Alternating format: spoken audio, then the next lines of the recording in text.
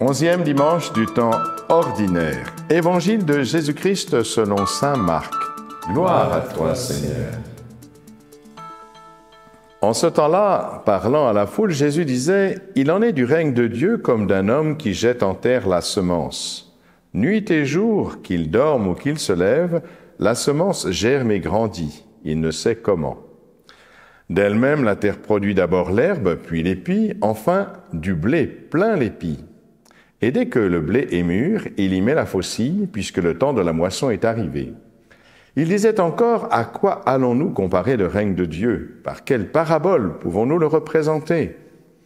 Il est comme une graine de moutarde. Quand on la sème en terre, elle est la plus petite de toutes les semences. Mais quand on l'a semée, elle grandit et dépasse toutes les plantes potagères. Elle étend de longues branches, si bien que les oiseaux du ciel peuvent faire leur nid à son ombre. Par de nombreuses paraboles semblables, Jésus leur annonçait la parole dans la mesure où ils étaient capables de l'entendre. Il ne leur disait rien sans parabole, mais il expliquait tout à ses disciples en particulier. Acclamons la parole de Dieu. Louange à toi, Seigneur Jésus. Voilà, Jésus aujourd'hui nous parle du règne de Dieu. Du règne de Dieu? Mais où est-il ce territoire où Dieu règne? Où est cette terre sainte? Pour les Juifs, évidemment, c'est Israël, la terre promise. Pour les musulmans, c'est partout où ils sont majoritaires. Ils appellent ça la terre d'islam. Pouvez-vous me dire où se trouve la terre de chrétienté? Eh bien non. Pour les chrétiens, il n'y a pas de terre de chrétienté. Pour les chrétiens, Dieu ne règne pas sur un territoire. Il n'est pas réduit aux territoires humains. Non, il n'y a pas de terre de chrétienté. Il n'y a pas de lieu dédié. Mais alors, où se trouve-t-il ce royaume de Dieu dont parle Jésus? Eh bien, Dieu ne règne pas sur un territoire comme le ferait un potentat ou un roi, non. Dieu ne règne que dans le cœur de l'homme. Pas de violence, pas de conquête, pas de sang, pas de guerre. Non, Jésus nous le dit.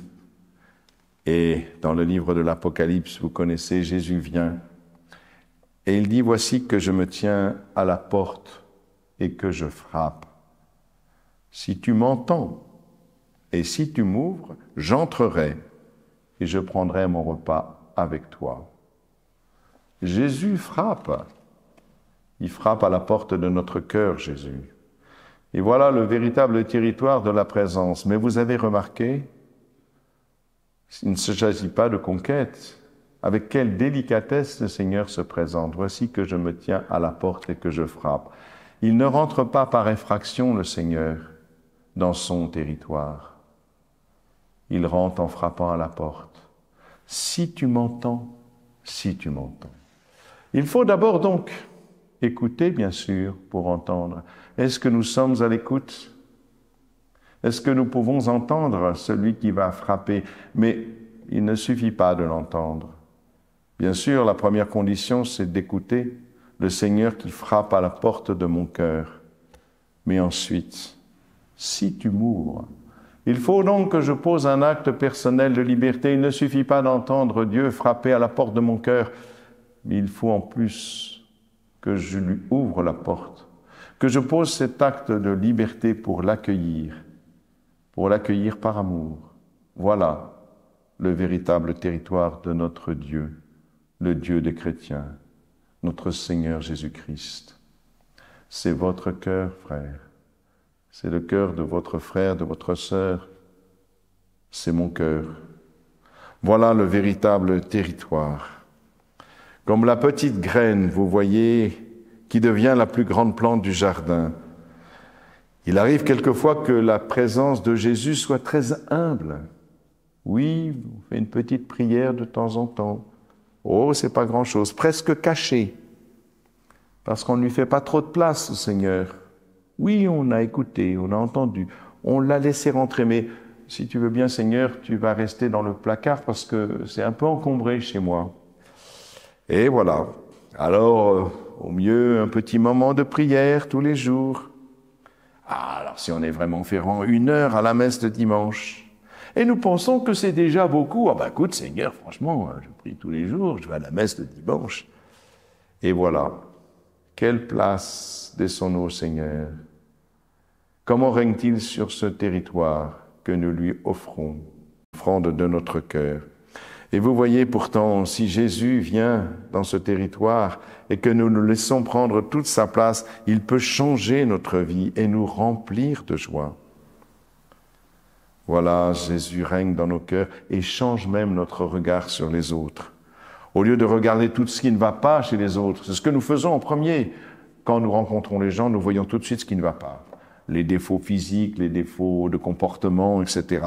Mais regardons comme Jésus. Et nous savons ce qu'il y a de beau, ce qu'il faut admirer dans la personnalité. Avant le temps de Noël, on avait fait tout un parcours sur le pardon. Et j'avais dit aux gens, voyez, plutôt que de rechercher tout ce qui ne va pas chez les autres, je vous demande simplement une chose, chacun d'entre vous. Prenez la personne que vous aimez le moins et trouvez-lui une qualité. Tout le monde a des qualités, tout le monde a un talent. Vous ne voyez que ses défauts, mais cherchez, demandez à Dieu, au Seigneur, de vous montrer une qualité, pas 36, une seule qualité. Et quand vous aurez trouvé cette qualité chez votre frère, chez votre sœur, rendez grâce à Dieu qui lui a donné ce don, cette qualité, et permettez-lui de le mettre en œuvre, et vous verrez que la vie va changer. Ça, c'est le regard de Dieu, ça, c'est quand Jésus règne dans votre cœur. Sinon, eh bien, il n'a pas beaucoup de place dans votre cœur. Vous voyez, c'est ainsi que nous devons tout faire. Quand nous faisons notre travail par amour, même dans les tâches les plus simples, si je balaye, je regarde le balai, je regarde la poussière, mais c'est perdu d'avance. Mais si je pense aux gens qui vont rentrer dans la maison, qui seront heureux d'être accueillis de manière digne, eh bien vous verrez que la charge sera beaucoup plus légère, là aussi. Vous avez laissé le Christ régner dans votre cœur. Vous voyez la porte d'entrée qui permet à Dieu de régner sur vous, c'est l'amour. Jésus dit très précisément, si quelqu'un m'aime, le Père et moi, nous viendrons et chez lui nous ferons notre demeure. C'est le don de l'Esprit, bien sûr, puisque c'est l'amour même de Dieu.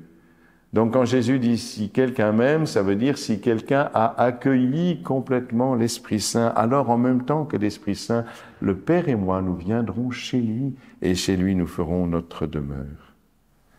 Quelle grâce! Et vous voyez, cet amour connaît une croissance sans limite, même pas comme la graine de moutarde qui devient la plus grande plante, mais cette croissance sans limite qui prendra toute la place en nous. Non pas pour nous faire abdiquer notre personnalité, mais au contraire, pour lui faire atteindre sa plénitude. Frères et sœurs, ouvrons grand la porte de notre cœur à notre Seigneur Jésus-Christ. Amen.